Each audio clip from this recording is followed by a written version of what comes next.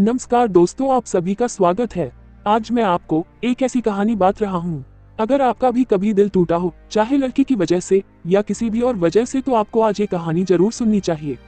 क्या पता इसको सुनने के बाद आपके अंदर परिवर्तन की लहर दौड़ जाए। अगर ऐसा हुआ तो यकीन मानिए मेरा सुनाने का मकसद पूरा हो जाएगा। तो चलिए अब आपका ज्यादा समय जाया ना करते हुए मैं इस कहानी को शुरू कर ही देता हूँ। दोस्तों, फराज नाम का एक लड़का था। वह बहुत ही खुशमिजाज किस्म का आदमी था। कुछ दिनों पहले ही उसका कॉलेज में एडमिशन हुआ था। वह इतना मस्त था कि अब सारी क्लास उससे खुश रहती थी। कभी अगर वो कॉलेज नहीं आता था तो क्लास में सूनापन छा जाता था। दिन बीतते गए और समय निकलता गया, लेकिन फराज की जिंदगी में खुशियों का अनुपात कम हो गया था। वो क्लास में बिल्कुल चुपचाप बैठा रहता। कोई उससे पूछे तो बताने को तैयार नहीं था। पूरी क्लास में सन्नाटा छाने लगा। लेकिन एक दिन उसके टीचर ने उससे पूछ ही लिया कि फराज, तुम्हें बताना ही होगा कि तुम इतने दुखी क्यों हो। जब तक अपने अंदर दबे बोझ को हल्का नहीं करोगे तब तक कैसे खुश रहोगे। हिम्मत करके उसने बताया कि वो एक लड़की से प्यार करता था।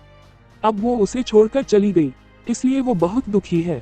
टीचर सारी बात समझ गए। उन्होंने कहा कि तुम शाम को मेरे घर आ सकते हो। उसने कहा हाँ जरूर। जब फराज शाम को टीचर के घर गया तो उन्होंने उससे पूछा कि तुम क्या लेना पसंद करोगे, चाय या लेमन शरबत। उसने कहा लेमन शरबत। जब उन्होंने शरबत बनाया तो उसमें नमक जानबूझकर काफी ज्यादा डाल दिया, और जब फराज भाई ने वह लेमन शरबत पिया तो एक घूंट पीकर के मुंह बिगाड़ लिया और टीचर को कहा सर ये क्या बना दिया आपने, इसमें नमक बहुत ज्यादा है। तो टीचर ने कहा फराज कोई बात नहीं, मैं तुम्हारे लिए दोबारा शरबत बना सकता हूँ।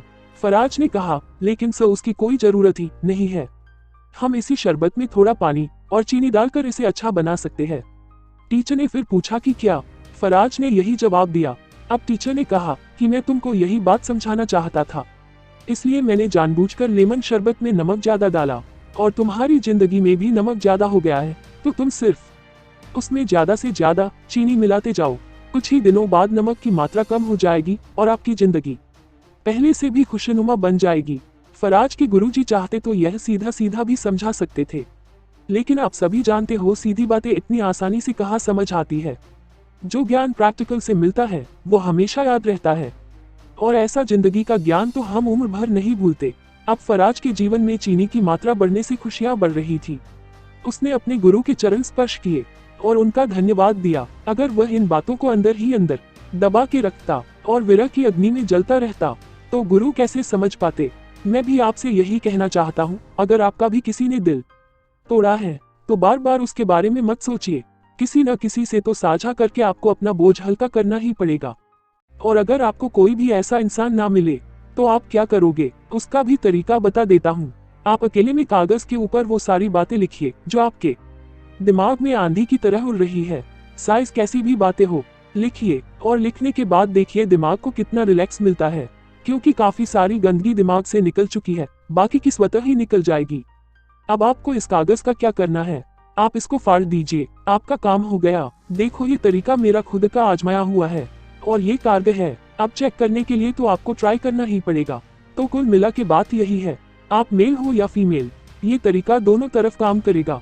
समय का खेल है, वरना मैं आपको बहुत कुछ बता सकता हूँ। अब मैं आपसे विदा लेता हूँ। आपसे बहुत जल्द एक और कहानी के साथ मुलाकात होगी। अपना ख्याल रखिए, और आपको ये कहानी कैसी लगी कमेंट के माध्यम से हमें जरूर बताएं, और जिसे इसकी जरूरत हो उनके साथ शेयर जरूर करें। आपका कीमती समय देने के लिए और इस कहानी को सुनने के लिए आपको दिल से शुक्रिया।